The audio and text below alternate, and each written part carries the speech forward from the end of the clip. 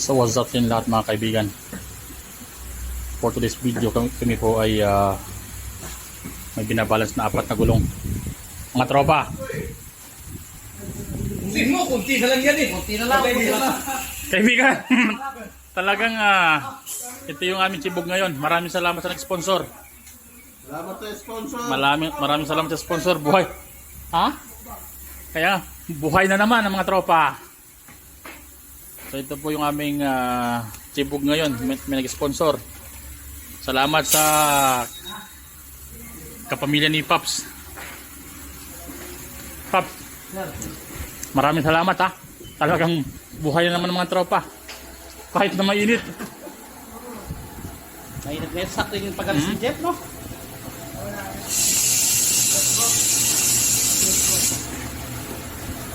Ito po yung tinatawag na road force balancing mga kapatid.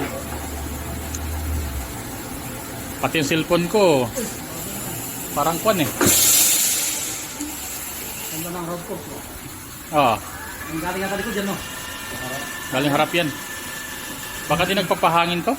Mababa yung mga hangin eh. Ito po yung road force ng tawagin. 3.5. Ito po yung gramo na kailangan itama. Ito naman po yung wheel weights, tingga na ilalagay dito sa may rim sa loob. Ayan o. Hindi kaya yung narap, no? Hindi yata nagpapaline pa at naka-rotation.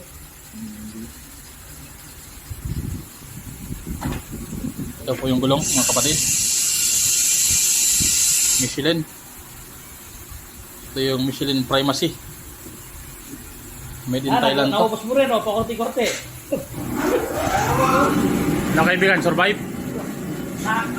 Survive eh. Pwede pa yan, huwag mo itapon. Magagamit pa natin yan.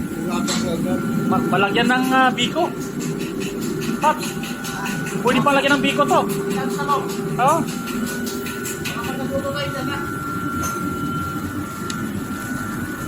Kaya maraming salamat po sa nag-sponsor ng aming sibog ngayong araw. Araw po ng Martes. Gabi po pala ng Martes. Mauno po sa buwan ng July. Kasalukuyan pong summer dito sa aming pinagtatrabahuan. Ito po yung labas ng aming shop. Makala mo ay may sunstorm. Hindi po pala, ito po dahil sa init mga kapatid. My friend. Too much hot my friend.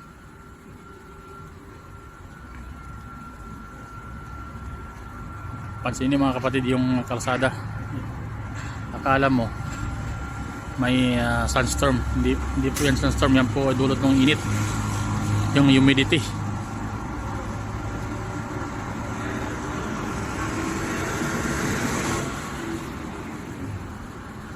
Pansinin mga idol yung ating pawis. So ito po yung ating mga tropa. Ito po yung kasalukuyang aming ginagawa. Isang Toyota Land Cruiser na puti. Nagpapabalance ng gulong at saka alignment mga idol. Grabe kainit. Ito po yung aming mga tropa kaibigan. Uno po sa buwan ng July. Ang oras ay Las 9:51. 9:51 ng gabi mga idol.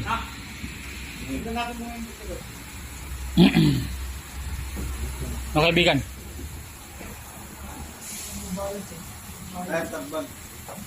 Tire carbon, ibibadal. Grabe, pawis oh. Pero kahit pawis, laban pa rin.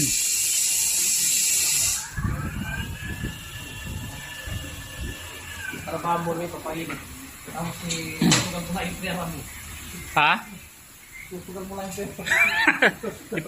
Ipapang-scatter mo lang?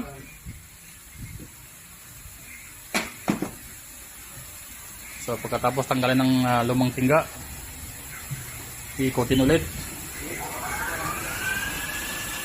Mamaya lang kapit. Check lang muna lang. Ayan no, nagbago.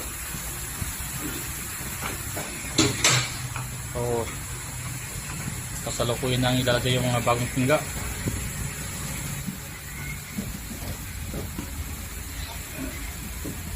Di bali mainit, at least busog na no. Paganda. Pagay ka rin, gutom ka. Mayroon, pag, ayun nga, delikado yun. Pagod ka na, gutom ka pa. Pagka masiraan tayo ng bait ba? Kala ko lang sotso pala kami. Hindi, mag-alas 10 na.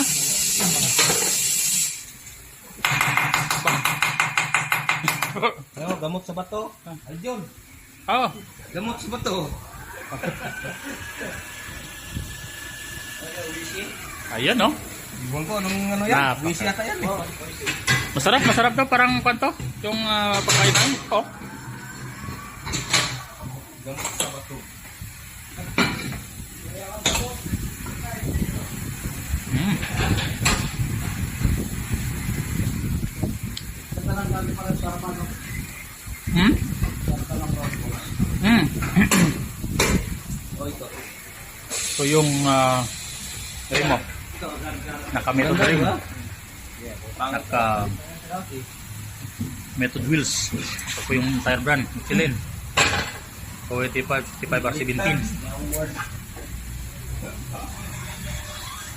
Ito po yung actual na aming ginagawa. Ayan.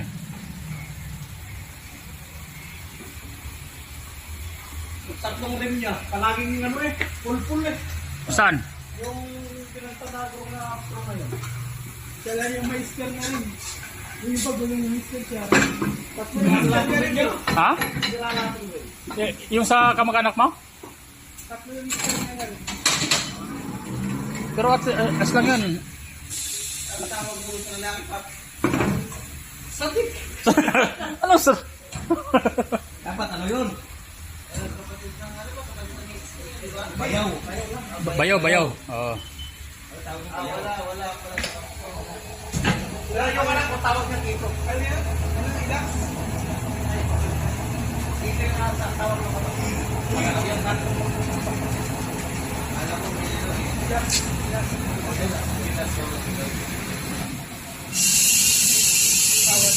hindi niya pupunta sa kanila. Punta ka doon. Kanila dyan. Nakatawa ako ito. Hindi division lang. Yung isa daw, hindi ba Tatlo o dalawang tao kasi. Hindi mo may siyak nasa rato, nasa tapat ko. 41 lang. Walang po. Pag nagising ka nga na doon, diba, tulog ka ng gawin. Ang layo na lang karin yung pali mo mula rito hanggang doon pa. Wala yung aspak mo eh. Yeah. Oo. Malayo naman, no? Oo, ang layo. Alin yung bago? Hindi na industrial. Ha? Ang layo na lang karin mo. Dito sa sinasabi nila ng ano, lilipatan. Dito Hindi ko pa nakita yun. kung gagawin pag hindi ka na natulbay siya. Nakita ko rin siya ko eh. Tapos sa pantay ko. Wala, mahirap doon na doon. Umuulan. Ang hirap doon eh. Umuulan ba? Hindi ako makapagsiya sa gabi. Hindi kaya- Pantay. Ano sa baba? Hindi kaya kaya nga yung siya doon, pantay kapag pag hindi mo na isip, uurok. Target lang. Hindi ka na hirapan. Ha? Ang loob ko ah. Ang ginagawa ko, umurong ko hindi. Tapos, umuusap ko. Ayan no. Marumi pala doon. Ibig sabihin mga ganyan, mga kaibigan, okay na. Dapat below na ito, papasok sa dito para mas makuha yung accurate na balancing ng gulong. Kasi pag ito ay lumagpas sa 14.5 na ito, matik na yan. Ibig sabihin yung gulong either flat spot or hindi maganda. Kumbaga high road force. Ito po yung high road force kung tawagin. Ito. Yan. Yan siya. Siya po yung nag-detect ng kung ilan yung road force ng gulong. Yung movement, kumbaga. Ganito po ka-high-tech yung aming tire balancing. Kasi may mga balancing na ito lang. Walang ganon. Kaya pag ganito lang yung balancing na makikita niyo mga kaibigan. Kahit na i-balance man din yan ng okay. Pag hindi maganda yung road force niya, may possibility na yung sasakyan ay magbabibrate pa rin. So hanggat maaari, ganito yung hanapin nyo. Pero kung sa Pilipinas naman, bibihira lang yung may ganito.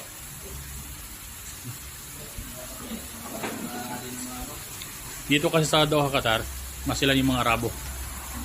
So dapat pulido yung sasakyan, walang galaw, hindi mag-vibrate at saka diretso yung steering.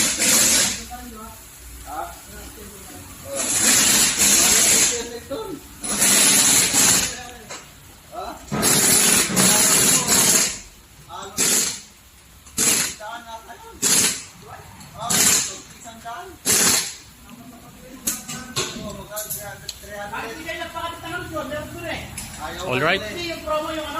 Thank you for watching mga kapatid. Sa lahat po na manonood dito. Saan mang sulok ng mundo. May kalab share po sa inyo lahat. Maraming salamat sa inyong pagsuporta sa atin. Dito lamang po ito sa may aming tire shop, Doha, Qatar. Alright.